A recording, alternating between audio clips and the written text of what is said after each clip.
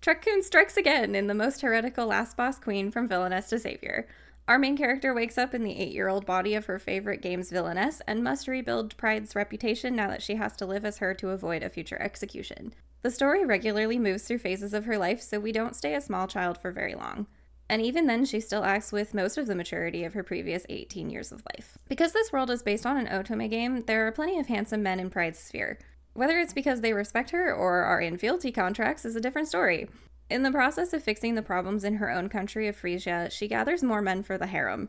Although, because her little sister was the heroine of the game, she doesn't seem to think of any of the guys as romantic options for herself. In fact, her mind is so otherwise occupied avoiding disasters that I'm not sure she's considering romance at all. This makes an interesting setup that does feel slightly different from other villainesses, as she is working with the original protagonist rather than how the roles tend to flip.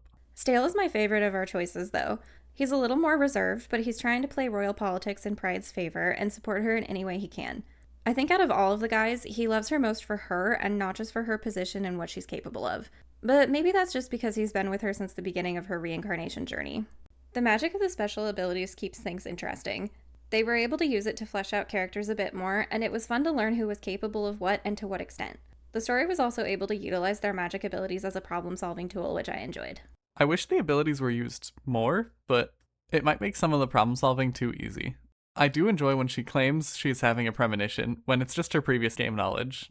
We're treated to many glimpses of the events of the game as Pride works to rewrite them in real time, but the show also flashes back to its own footage a lot. Sometimes it feels like it's stalling forward progress. But I do appreciate that they use a black border and a wavering effect to differentiate between those moments and real-time action. I know monarchies are a strong thing, but with what Pride of the game did, I'm very surprised she wasn't usurped sooner. It bothers me that she is so firm in the belief that even with her soul in Pride's driver's seat, that the terrible future will come to pass even though she's carrying out no evil deeds. The only way for her to personally ruin the kingdom is to follow the same horrible path as Pride from the game, which she is the furthest thing from doing.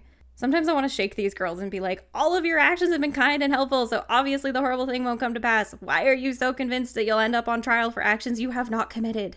It is hard to say because the power of destiny does appear to be very strong in this world, as all of the changes haven't had the same butterfly effect that you would expect, normally with a lot of major events still happening the same, even with the major changes around them.